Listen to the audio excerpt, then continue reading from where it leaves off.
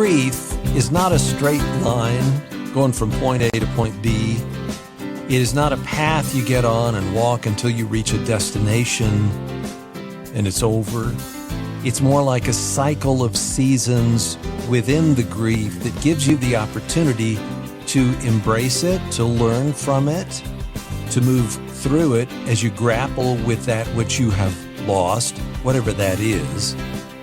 That's what our guest on Chris Fabry Live says today. Do you agree with that? Ray joined us last week as I presented a topic about selling the farm and the emotional struggle I was having with that. But what you didn't know when he joined me about that topic for just a few minutes was that he is going through his own season of grief, all while teaching students about grief at Colorado Christian University. His experience, his wisdom, his counsel might be just what you need to hear. Today at the Radio Backyard Fence, Dr. Ray Mitch is standing by. Let me begin with a thank you to our team. Ryan McConaughey doing all things technical. Tricia is our producer. Josh will be answering your calls. And this is the last week we are offering Dr. Michael Rydelnik's excellent little book, How Should Christians Think About Israel? It's a quick guide to God's covenants, biblical prophecy, and the Jewish people. If you're just hearing about it, go to your phone, go to the website, give a gift of any size to help us reach our goal before the end of the month. We'd love to send you a copy of that. We're only 2 Backfence partners away from our January goal. A partner gives a gift each month. Maybe you could support us that way or give a one-time gift. Here's the number, 866-95-FABRY. Or go to chrisfabrylive.org. Scroll down. You'll see how you can support us and connect with us right there. F-A-B-R-Y, chrisfabrylive.org. Or call 866-953-2279. I have some history with our guest today, going way back to the 1980s and 1990s when I hosted a program called Open Line. And something happened in those days when something would happen that dealt with teenagers. I would pick up the phone because we didn't have email and we could, I think we could go back and forth with faxes. But I would call up Dr. Ray Mitch because he had a counseling practice. He dealt with teenagers and their families to kind of help them through their struggles. Now, many years later, with the emphasis on many, he is the chair for the Department of Psychology and professor of psychology at Colorado Christian University. He's written 5 books, including the bestseller, Grieving the Loss of Someone You Love. He and his wife, Linda, have been married since 1978. So that's 48 years this year, right, Ray? Sounds long. I think it's longer for my wife than me, but yeah. 4 children, 3 grandchildren. They live in the Denver area, so you are grieving the loss of the Broncos yesterday. Right?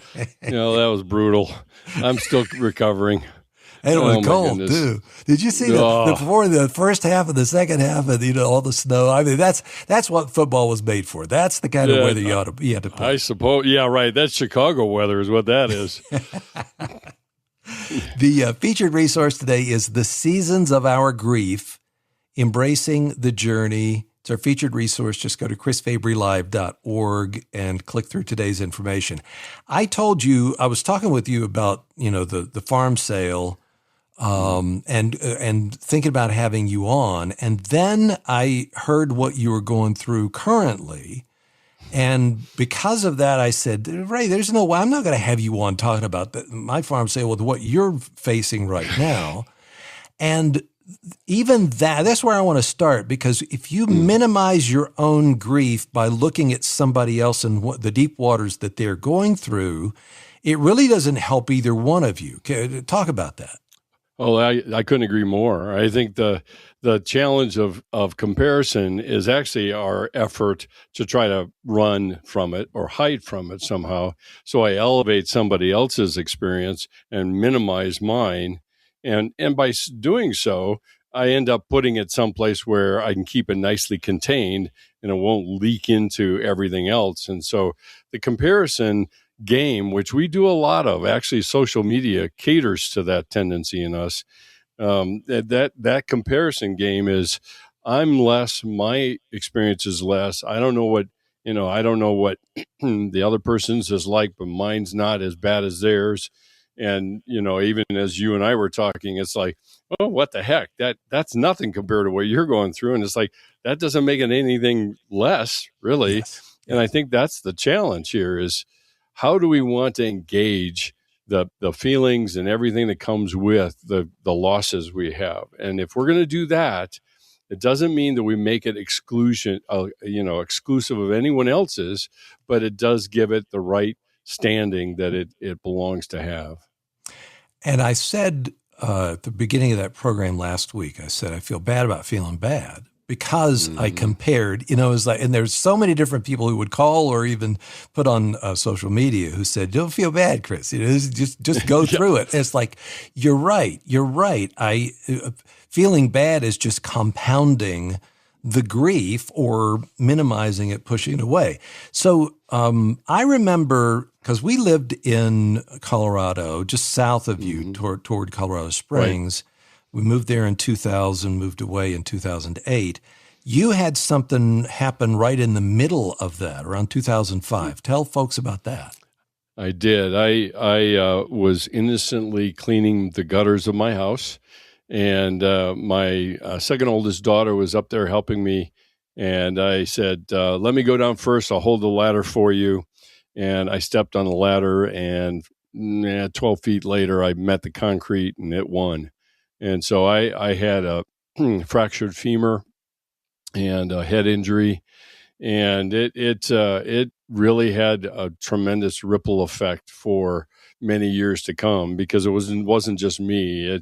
It was this ripple of throwing a little stone into a pond, and by the time the ripples get out to the outer ridge, it gets pretty dramatic. And so all the people that were impacted by that at the time, and I just lived in pain for a good 3 or 4 years. And I finally found a doc that found medical technology to help me manage it. I still live in pain. I have a dull headache every day, but my leg is whole and hearty. But my head still is problematic, but it's not enough to stop me.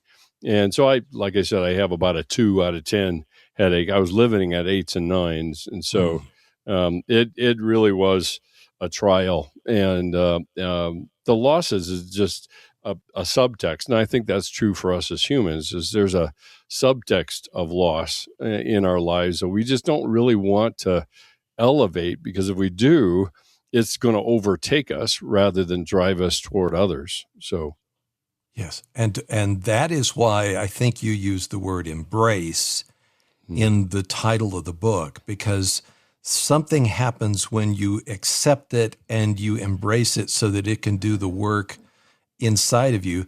But talk about those ripples. Your family, your daughters, your wife, you didn't just fall and hit your head and have all of these problems the succeeding years.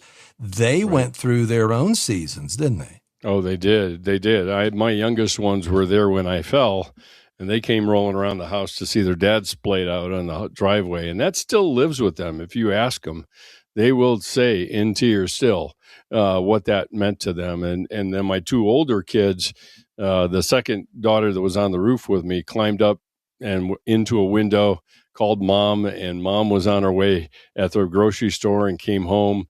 And lo and behold, she was following the paramedics right to our house, only to see me there. So it was a stressful would be an understatement. It was really just a crisis. And for all of my kids to have me go through that. And then after that, it's just living with the consequences of all of that. The pain I was in all the time. And I would often come home from work, and Linda would take me to the doctor's office and get a couple shots of Demerol and go home and recover, and then go back to work the next day. And that was really the existence. And those ripple effects still today, I can see elements of them in how my kids relate, and the issues of trust and attachment and things like that. And that's the psychologist talking, of course. But yes. But it you can understand it, though. Relationships. Even right there, it's like you can wrap your mind around it. You can put names to all of these things, but going through it is a different thing, isn't it? Oh, very much. And that's the worst part of it, right?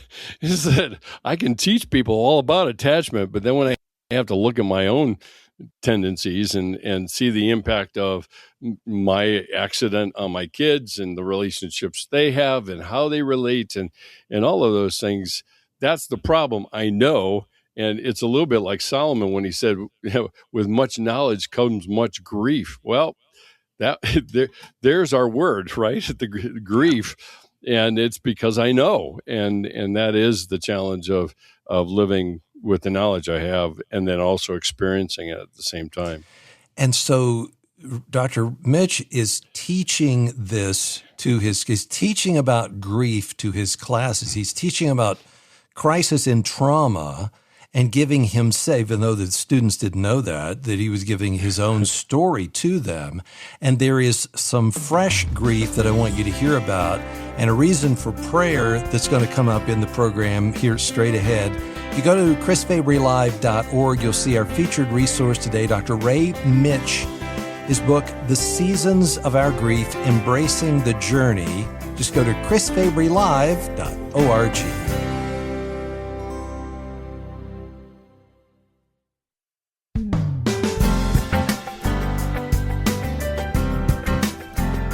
I do not know what you're going through, but I know that there's someone who cares a lot about what you're going through.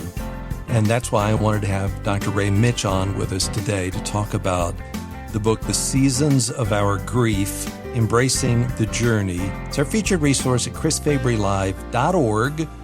Dr. Mitch serves as the chair for the Department of Psychology and is professor of psychology at Colorado Christian University. He's been in the counseling profession since 1980. Wow, 46 years. Yeah. You wrote me when I asked you to come on the program, and you said, "Oh yeah, just so that you know, back in October, I went to the doctor, and they explain what's the fresh grief that you're going through."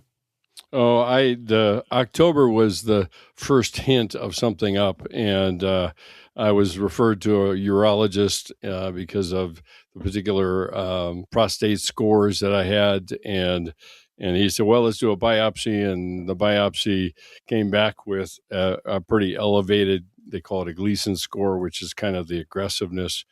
And then a follow-up PET scan revealed that I have stage 4 metastatic prostate cancer, which means that it has moved outside of the prostate. I have a spot on my femur, that darn right femur. It just keeps acting up over and over again. So that's the one you broke before? Yeah, it is. And then just a tiny spot on my ribs, which is just, metastatic is in prostate terms is very different than, when you hear about somebody with and here's the comparison, right? Somebody with pancreatic cancer, when the doctor is saying you need to get your affairs in order, prostate is very slow moving, but the medication I am now on, I said to you as we were talking, it was like my life is regulated by taking pills, and it's a medication here and a medication there, and it zeroes out my testosterone, and it just is. I went on the website and counted about 5 or 6 different losses of energy and acuity and pain in the joints and sleep disturbance and things like that. Those are all losses, and they just add up, and we just kind of pile them up, keep on moving, keep doing what we do. And that's like, oh, wow, I feel like I just got hit by a train. So, and that's really the season of winter where we just kind of keep doing things in kind of automatic fashion. And then it's like I sit down long enough, I feel like a balloon deflating and everything is gone. And it's like, I wonder why. It's like, well, you have this major wound that you have experienced, and we don't get a manual, like 12 quick steps to surviving grief, because journeys and maps of journeys don't. And obstacles change as you take that journey. And that's really the journey of cancer that I'm now on, the new chapter. And it has presented some real challenges, I think, for me, just in my conversations with God is just like, you think comparisons, or you think I deserve something, and what have I done? And you cut deals, which Kubler-Ross used to talk about that as bargaining. And it's like, I'll go to church more. I don't do that. I literally spend time every evening is my Abba time. And so I just pour out my heart um, for the people in my life and for me and what the future holds. And since it's not real clear, it either will drive me into isolation or drive me into connection. And that's where the big challenge is, I think, sometimes. So has the journaling helped with all of that? Yeah, tremendously so. I think it for me, it at least it starts out as a travel log. It's like, this day has been, kind of rotten, and and I'm running out of gas and energy, and I feel like I should. Here's the should coming up. I feel like I should be doing this better. I should be surviving these side effects better, and that really just opens the output valve bigger. It just drains even faster. But that literally, for me, in my own spiritual journey, this is my conversation at the well with Jesus, and saying, I just don't understand. Why this? Why now? And I I've got students to teach. I've got people to care for. And you're going to hamstring me this way. And so there's anger, and there's, just despair that's shown up. And I'm, not to over spiritualize it, but I'm reminded of Jeremiah in Lamentations, or Job in that's gotten to be my favorite book. It's like, this man's speaking my language when I go through all of this stuff. And that keeps me recalibrated to God's heart. And I can hang on to that. I can't hang on to my circumstances. They're always going to change. My body is going to change, but hanging on to the heart of my Abba does. Mm-hmm.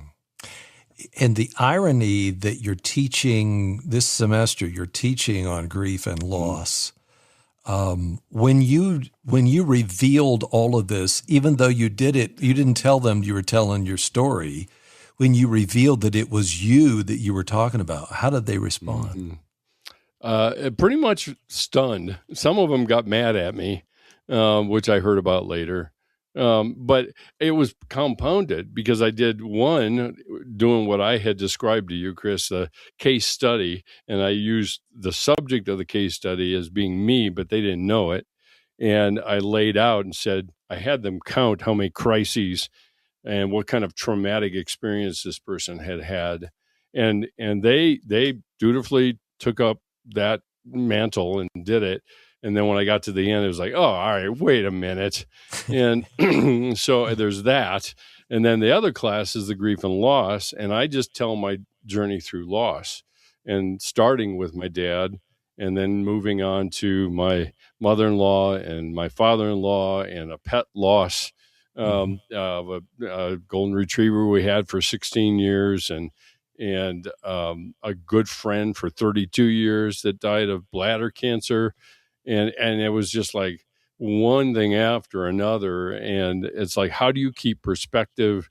How do you hang on? And it's like, well, the one conclusion I've come to, and I sound a little bit like, well, I'm not going to put myself in the same audience as King Solomon, but it's like, when it all comes down to the final analysis, I still have my Abba. Everything else is going to change. Yeah. But I still have him. And he's the one who's hanging on to you. You're not, Right. You are hanging on to him. Yeah. But you know that his hold is tighter on you than you could ever hold on to him. Completely. But do you feel that, and you read this in the Psalms, and my guess is your journal reflects this as well. It's like, God, I felt like I learned in that fall and the broken femur and the headaches, and I learned enough. Leave me alone. Yeah. Leave me alone here. Why? I don't need any more of this. What do you take from that? Oh man, it's funny, not funny, but I had a student actually give me a note this morning after hearing my story. And one of the things she said in there was, I said, I am the slowest learner in the history of humanity. I keep going back to doing the same thing. And her comment was, I feel that way too. And, and that's, being human means forgetting, and being human means being stubborn, and doing it myself, and God in His grace actually gives me the freedom to do that.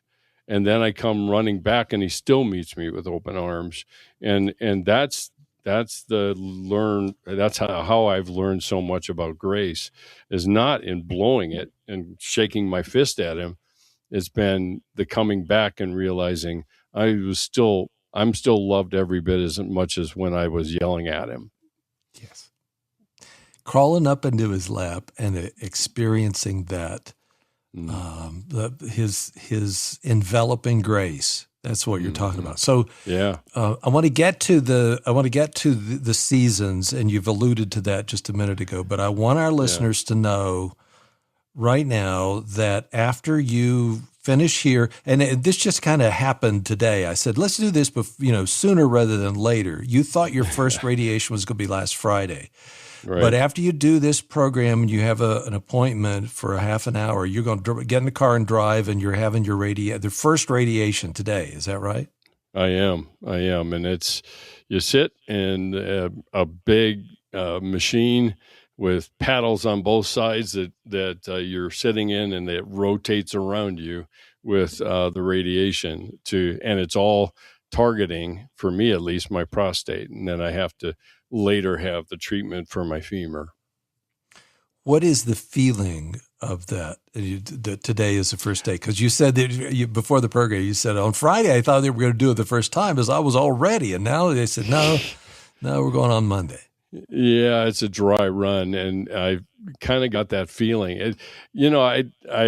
If anybody's ever watched the movie Shadowlands, it's about C.S. Lewis's love affair with Joy Grisham, and I see the pictures in there of what radiation looked like in the 60s, and it is so much more advanced. But man, there is no time where you feel more vulnerable and more feeling like, man, I sure hope this works. And you really have no feedback whether it does or not. I mean, when you're in pain and you take Advil or something, it eventually goes away, and you say, I'm glad I did that.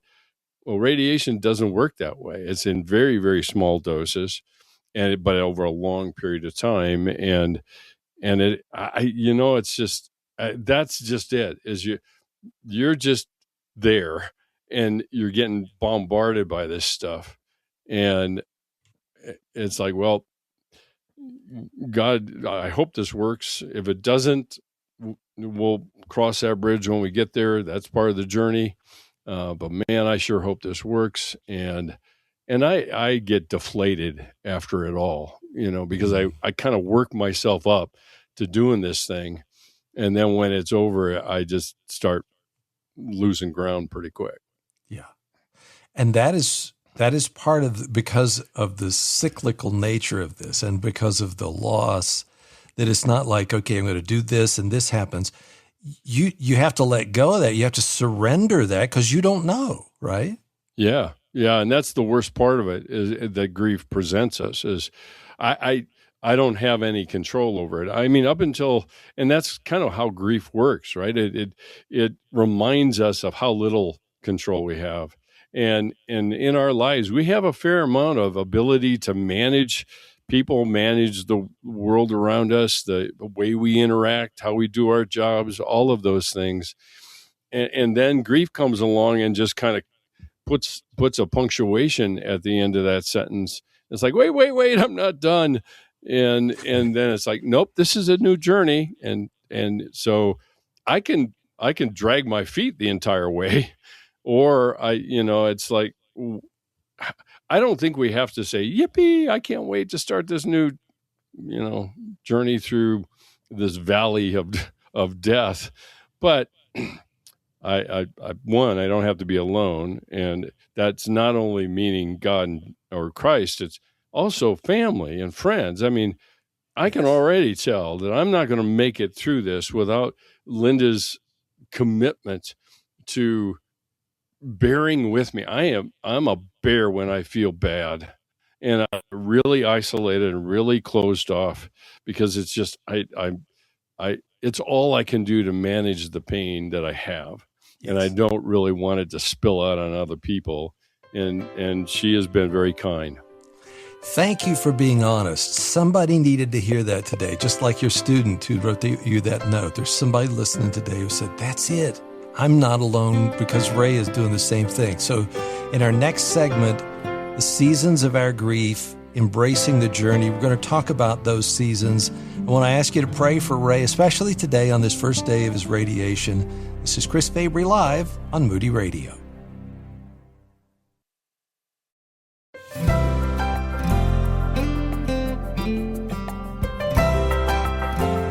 Dr. Ray Mitch is with us today, author of The Seasons of Our Grief. He helped me out last week in this situation that I was going through that we talked about, the farm sale and the emotion that came with that. And I wanted to have him on here today, not only to tell a little bit of his story, but also to elicit your prayer response for him, because today is the first day of his beginning of the radiation treatment, and all that will ensue. I think you told me off the air, it was like 4 weeks, 5 days a week. And it's going to be relentless.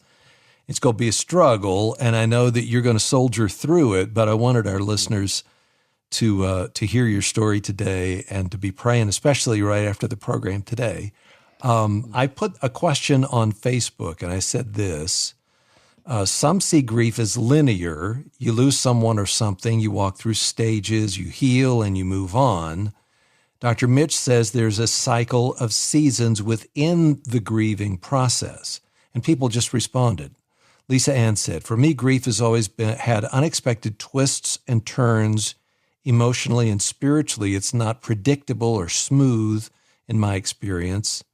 At times, Karen says, grief has been a blanket. At times, grief has been a monster. Grief is complex. I've learned this over 17 years becoming a widow when I had a 7-year-old. It still haunts me at times. It's been 6 years since I lost my husband, Christine says. Not a day goes by I don't think of him. I have some wonderful days with memories, and other days a small memory has me weeping and I might cry myself to sleep. And then one more, Anna Marie. I think of it as a giant labyrinth with the original pain at the center. You start there, and finding your way out may hit dead ends where you have to retrace your steps, or routes may take you far away from the original pain. All of a sudden, you'll be walking back toward it. It's a journey that is never just checkpoint after checkpoint. Isn't that good, Ray? I love that imagery. I'm going to use that. Tell me how you came indeed. up, though, with the seasons idea, because this is going to help somebody today who's in the middle of it. Yeah, I have been walking with people besides doing my own journey. I've been doing that for a long time. And because ultimately any counselor's work always has loss embedded in it. I think it's the lot of us as humans living in a broken world with broken relationships and all of that. And so it occurred to me as I heard people talking about stages is that our innate human tendency is, how can I make it predictable? And so if I can get to, and I've had people say this, okay, I got through stage 1, which is denial. I'm not in denial anymore, which the minute somebody says that, I'm already suspicious. But I'm not in denial anymore. So how do I get to the next one? And how long is that going to take? And, usually I lose a lot of clients when I say, well, as long as it takes. And it's like, well, that's not helpful. Bye. And it's, after doing that, Elizabeth Kubler-Ross, by the way, never intended her stages to be used the way they have been. She had spin wheels around those points in time. And the longer I looked at that, and then I did plenty of other research, another author has talked about what is kind of developmental stages. How do I develop and walk through this journey? And he identified, kind of 5 different kind of mileposts along the way. And from that, I took that, and I took from my own experience and landed in and tried it out. And the people I was talking to was seasons. Yeah, I know how that works. I can be like we had in Denver. I can have summer at 8:00 in the morning and winter in the evening. And that, welcome to grief, right? And the labyrinth idea is even more rich. And so as I started thinking that through, I thought, boy, that's so true, that once I get through winter, I have to accept reality there. And accept doesn't mean it says it's okay. It's accepting and grounding ourselves in, this is where I am. And I feel that right now with this journey of going through the cancer that I have, is like I fight with, I don't have cancer. I'm fine. I mean, I got up in the morning, I did my classes, talked to a few students. What's wrong? And it's like, yeah, right. And then I start losing ground. It's like, oh, well, okay, here we go again. And so, winter is that time of kind of inactivity and kind of framing it so I can manage it better. And as I move through it, spring begins, there's some energy comes back. I start feeling things. I'm not real crazy about the feeling part of it, because during winter it's pretty numb. But then when we feel it during that time, that's really where a lot of the work begins. And then once we get beyond and work through some of those things, then summer is activity. I start taking some of those feelings and pointing them in directions of saying goodbye, or working through somebody's belongings, or adapting one's life to the changes that we have through a terminal illness. And then as that, and again, there's no timeline here, but the season it helps us understand, I can be in spring and still have winter intrude, and I can be in spring and summer will intrude. And so there's not clean lines between these at all. The thing I do know is that sooner or later fall comes, and when fall comes, color begins to come back, and relationships seem to take on a different character because I have changed. And guess what's coming? And it's anniversaries, people's birthdays and Thanksgiving and Christmas. And so it's like a mini winter again. But see, we live and adapt to the seasons all of our lives.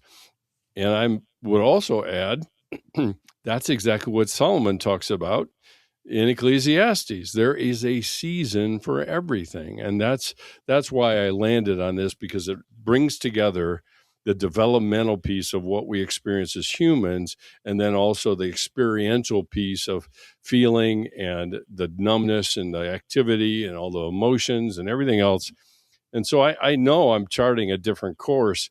It's just, I look at my experience like stages. Nah, I don't think so. And because before too long, it's like, so if I get all the way to stage 3 and then I go back into denial, am I going backwards? And that's the problem with linearity.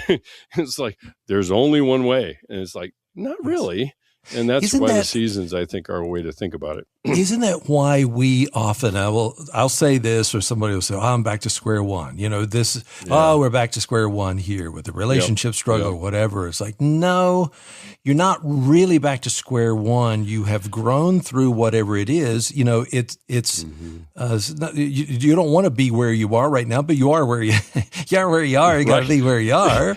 And so to say I'm back to square one because I made that mistake, or I said this, or I had this thought, or whatever it is that's going on, is really not true, is it? No, it really isn't. And I describe it as climbing a mountain, but climbing it in a circular way, a circumlocution way. That's a big word for today. But literally, if I could follow Long's Peak here in Colorado and go all the way around it, and every spiral I get a little farther up. And then if I go back a little bit, I'm still higher than I was before. And so our spiral journey, we see new vistas, we get false summits, which we can get really irritated about. But I'm not back to square one. It feels like I'm back at square one. But if I look around and see the people that I can connect with during that time, it doesn't feel that way. It's not that way at all. And we are always kind of comparing. This is a good comparison. My experiences and feelings with the reality of where I'm living and bringing those kind of in tension. I don't think they have to win one over another, but I think we have to live in the tension between them. You know, the other analogy that comes in here, Ray, is it feels like through all of this, through grief or the struggles that we're in, that we're free soloing that mountain, that we're climbing up, we're looking for a handhold that'll get us a little bit further up, and we don't have any cords to hang on to us. And the only people that are there are just the people down watching you become a speck as you climb the granite cliff. And this comes to mind because of the fellow who, I think it was in Japan, he climbed this, the big tall building. Yeah, but free solo. But if you're a believer, you're never free soloing, are you? No, you're really not. And I think we don't discover the traveling companions until we start the journey. It's not, I look up there's one at, stage 2 and there's one at 4. I can get to those.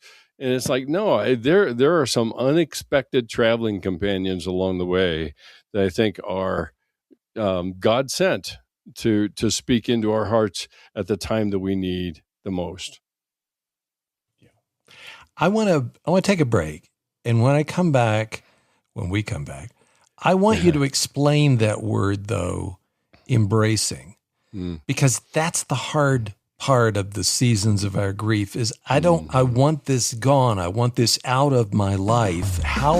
What happens when I, get over the hump to say, okay, I'm going to embrace this? What does that look like, and what does it do on the inside? Dr. Ray Mitch has written The Seasons of Our Grief. It's our featured resource at chrisfabrylive.org. Click through today's information right there, chrisfabrylive.org.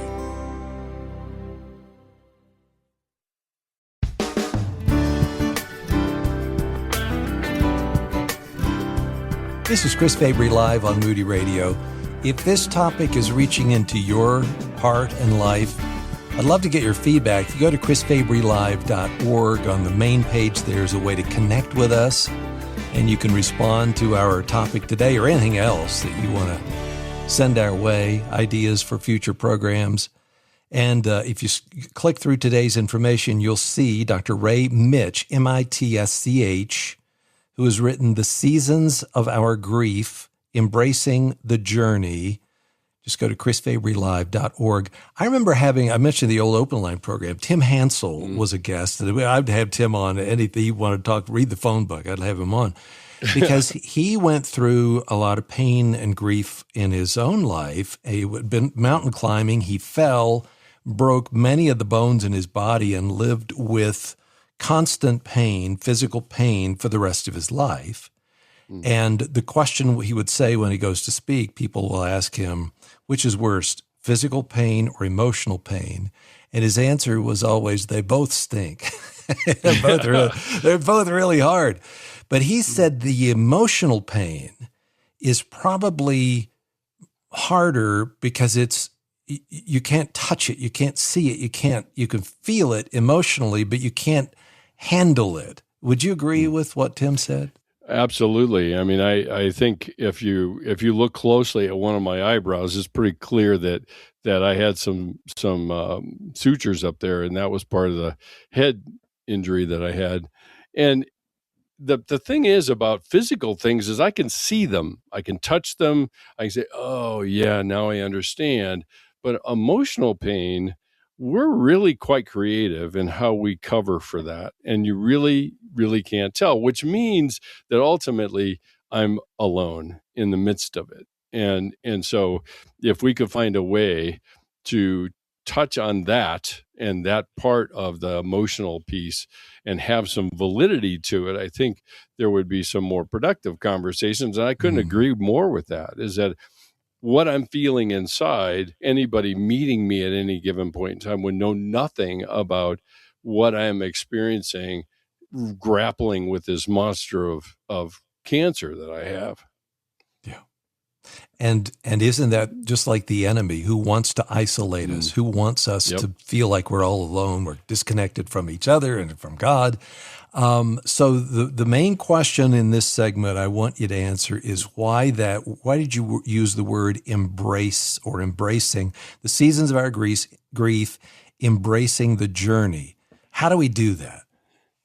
Yeah, I intentionally chose that partly because it's not only continuing, embracing, but it is also, I have to have enough acceptance to lean into it and embrace it in some way, which doesn't mean I'm saying it's okay, but it does mean that I have accepted the reality that it's going to be part of the landscape of my journey for quite some time. And I think I mentioned to you, there's a little story that I tell my students. It's called Kissing Your Monster on the Nose. And it's about a little girl that's hitchhiking or hiking in the mountains. And then she comes up to a fork in the road, and each fork has a monster in it. And one is gurgling and screaming and yelling and everything else. And the other one has this really nice voice and says, "Hey, follow me. I have a quicker way to get through it and get it done," and things like that. And initially she goes, but something in her says, "Nah, there's something really not right here." And so she releases that monster, runs back to the fork in the road and looks at that other monster. It's still gurgling and growling and everything else, but she goes up to it and kisses it on the nose, and the monster suddenly can speak. And it says, "I was just trying to tell you not to follow the other one." And that's how we see grief as a monster. And if I fight it and wrestle with it and all of those things, then I'll get through it quicker, right? Versus kissing it on its nose, embracing it. It is part of the landscape of the story of my life. How do I increasingly make it part of the story? And that's what I mean by embracing. Yeah. Oh, that's a very good way to put it, but very hard to do because especially in this microwave culture that we have, right? We want to be past it. Here's all the books that sell the most are the 5 steps, the 10 steps to do this as quickly as you can possibly do it. And it's as if God, when Jesus came, he walked everywhere. He went at the speed of just the speed of his footsteps, right? Right. Yeah. And that's it. I mean, his life is a journey, literally. And it's often referred to as that way. And the end of his journey was the crucifixion and the resurrection. And so, we like to I'll pave my part of the journey and everything will be cool, versus how can I trust the guide that I have and take the journey that he has laid out before me, even though I don't know what that is. And that's what calls me to trust, not just trying to control everything. Yeah. And then there's the anticipatory grief, what if, what's going to happen here that you're going through? I mean, this is part of your journey. It's like, you don't know how you're going to feel after that radiation today or tomorrow or the next day. Yeah. You don't know how much, if you're going to be able to go back to class or not. Yeah, I have you tapped into something here, Chris. You might be ruining the day that you had me on. I literally will show my students the infinity sign. And on the right, that loop is the future, and on the left is the past. And where they cross is the present. And we spend a lot of time either in the past or in the future, and which means we spend less time in the present with the people and where God meets us. And the what ifs, the funny thing about asking what if is we can't anticipate what God will do in the what if, but I can interact with him now. And that's, I think, the point of leaning and learning how to trust. And I'll never again use a static verb. It's like, I will learn trusting. I will lean into trusting. Yes. And that is all I can do as a human. So trust is not a destination in itself. That's either. right. It is right. a process that you're going through. Mm-hmm. Are you praying for healing? Boy, that's a hard one to answer. I don't. I know a lot of people are, but I am praying for presently with my Abba. That's all I got. And what that means is what it means. It's enough, right? Mm-hmm. Yep. Yeah. He's enough. And so are you. And it's thank you. I know that people are going to respond to this. Thank you for being real, for being right where you are. And I think the conversation will help people. I know the book is going to help a lot of people. Came out a couple of years ago, so I'm late to the party. It's called The Seasons of Our Grief. Yeah. Embracing the Journey. Ray, thank you so much for sharing your heart and your life with us today. I appreciate the invitation. It was a long time coming, but I will always wait to be able to spend some time with you. Oh, and Father, would you hold Ray really close and Linda and the extended family through this whole process so that they would not just embrace or trust, that they would be embracing you and trusting you all the way through this journey. And we're going to trust in you, be trusting in you for the outcome of this in the middle of the good stuff that Ray has shared with us today. In Jesus' name, amen. Dr. Ray Mitch, our guest today. The Seasons of Our Grief. You can find it at chrisfabrylive.org. She's coming back tomorrow, Rosie, right here on Chris Fabry Live, a production of Moody Radio, a ministry of Moody Bible Institute.